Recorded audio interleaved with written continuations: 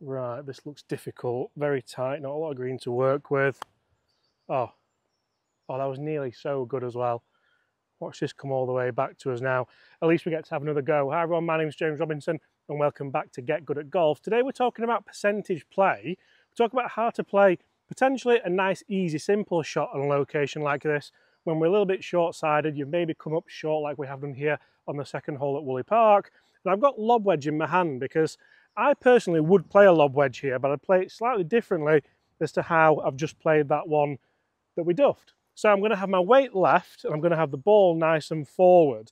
There's not a lot of green to work with up here, and if we do leave it short, it's going to come all the way back down to our feet, as you saw. So the one thing I need to do is I need to get this up on the green. I need to make sure I get the right distance and cover the right distance. I also probably need quite a lot of landing angle because we can get a little bit of spin here. We're not on the fairway, but as you can see, the summer's been quite kind to us, so we've got a nice lie. The other thing I need to think about as the wind just gusts up a little bit is what is the wind doing? A lot of people might think, James, the wind doesn't make a difference here. You're 10, 20 yards away. It makes a huge difference because it changes how much spin the golf ball can get. If you're chipping into the wind, how often have you done it where the golf ball just zips up and stops? How often have you hit it where you're downwind and you think, oh, you know what, I hit that really well, and it just keeps bounding on? Because the wind plays a huge effect in how much the golf ball can spin. So I'm going to have the club face slightly open to engage the bounce. And as I keep the speed here, you can see that ball just gets a little bit further up. But again, we're trying to play percentages and this one's going to come all the way back down to us. It just goes to show how difficult this shot is because I've actually played that quite nicely. I wasn't disappointed with it while it was in the air. So I know that I need more speed to make sure that ball can get up there, and once again that might cling on and be okay. Actually it has done, but it goes to show that that isn't really the shot here. You can play that time after time and potentially keep getting it wrong, and we see it often. Well, we don't see it often, but we see it occasionally on the PGA Tour, on the DP World Tour, where players will keep playing a shot. So it's important to have an arsenal of shots around the greens. Now this is where I'm not fantastic at this shot, but I do need to work on it. But Chris is going to come in a second and show us how to play this, because he is, to be honest, a short game maestro when it comes to bump and run shots.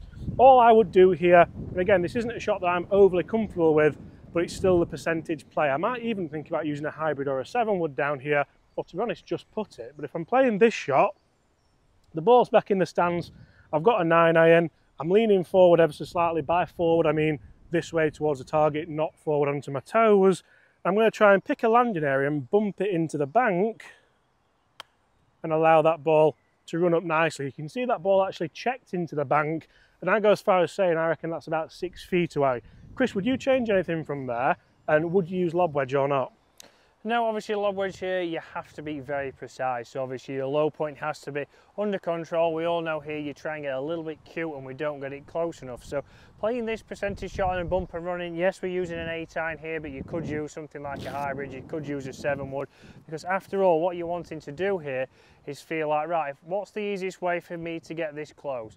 If I had a ball now in my pocket and I was going to throw this, it'd be very unlikely that I would stand here and try and throw this as high as possible, because more than likely I'd struggle to judge my distance. If I was trying to get as close as possible, I would probably think about there, rolling that up, and straight away there, you think, right, well, that's probably the easiest way to play that. I can roll that up there, I wouldn't throw it up. So then that relates to what club you choose, that relates to what shot you would. Putter wise, again, some people may use putter from here, but you have to think that from down here with a putter, we are going through a little bit of fairway into then the fringe and then onto the green. So it's going to be very difficult to judge that. And we know with your putter, we've got minimal loft. So if we're going through 3 different grass, it's going to be hard to judge. But one thing for me is make sure that we get a little bit closer to the ball.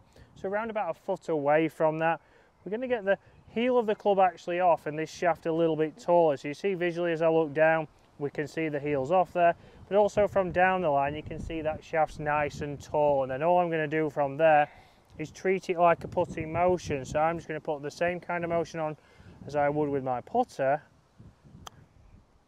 and get that chasing up there. You see that a little bit short, but It's got the forward momentum, so not a perfect strike there, but I've got away with it. If that was that 60 degree, that might have pitched on the leaf right there and came back to me, as you saw with James's shot. So if you want to get good at golf in 2024, think about your options around the green, get down to your practice area and practice these shots so you can get close from anywhere. Right, how many can we get? That's the other option. Oh, that might do all right.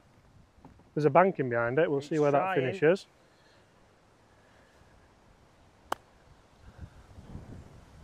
Oh, that's a good one.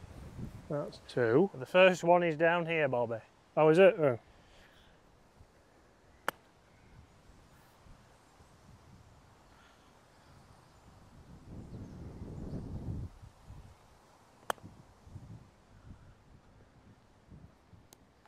It's not the play.